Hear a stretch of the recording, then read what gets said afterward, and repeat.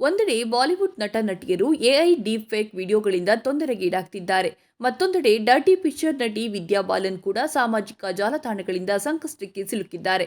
ವಿದ್ಯಾ ಬಾಲನ್ ಅವರ ಹೆಸರಲ್ಲಿ ನಕಲಿ ಇನ್ಸ್ಟಾಗ್ರಾಂ ಖಾತೆ ತೆರೆಯಲಾಗಿದೆ. ವಿದ್ಯಾ ಬಾಲನ್ ಹೆಸರಿನಲ್ಲಿ ತೆರೆದ ನಕಲಿ ಇನ್ಸ್ಟಾಗ್ರಾಂ ಖಾತೆಯಿಂದ ವಂಚನೆಯಾಗುತ್ತಿರುವ ಆರೋಪ ಕೇಳಿಬಂದಿದೆ. ನಟಿ ವಿದ್ಯಾ ಬಾಲನ್ ಈ ವಿಷಯದಲ್ಲಿ ಕಾನೂನು ಕ್ರಮ ತೆಗೆದುಕೊಳ್ಳಲು ನಿರ್ಧರಿಸಿದ್ದಾರೆ.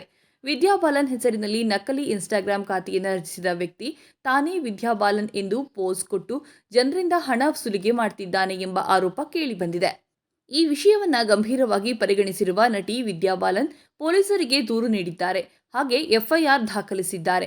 ಅಪರಿಚಿತ ವ್ಯಕ್ತಿಯೊಬ್ಬರು ತಮ್ಮ ಹೆಸರಿನಲ್ಲಿ ನಕಲಿ ಇನ್ಸ್ಟಾಗ್ರಾಂ ಖಾತೆಯನ್ನು ಸೃಷ್ಟಿಸಿ ಜನರಿಂದ ಹಣಕ್ಕೆ ಬೇಡಿಕೆ ಇಡ್ತಿದ್ದಾರೆ ಎಂದು ನಟಿ ಆರೋಪಿಸಿದ್ದಾರೆ. ನಕಲಿ ಇನ್ಸ್ಟಾಗ್ರಾಂ ಐಡಿ ಜೊತೆ ಜಿಮೇಲ್ ಖಾತೆಯನ್ನು ಸಹ ರಚಿಸಲಾಗಿದೆ ಎಂದು ಈ ಎಫ್ಐಆರ್ನಲ್ಲಿ ಆರೋಪಿಸಲಾಗಿದೆ.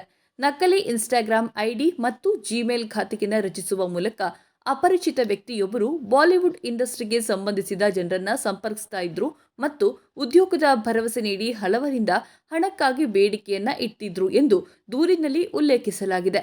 ವಿದ್ಯಾ ಬಾಲನ್ ಅವರ ದೂರಿನ ಆಧಾರದ ಮೇಲೆ ಮುಂಬೈ ಪೊಲೀಸರು ಅಪರಿಚಿತ ವ್ಯಕ್ತಿಯ ವಿರುದ್ಧ ಎಫ್ಐಆರ್ ದಾಖಲಿಸಿ ತನಿಖೆ ಆರಂಭಿಸಿದ್ದಾರೆ.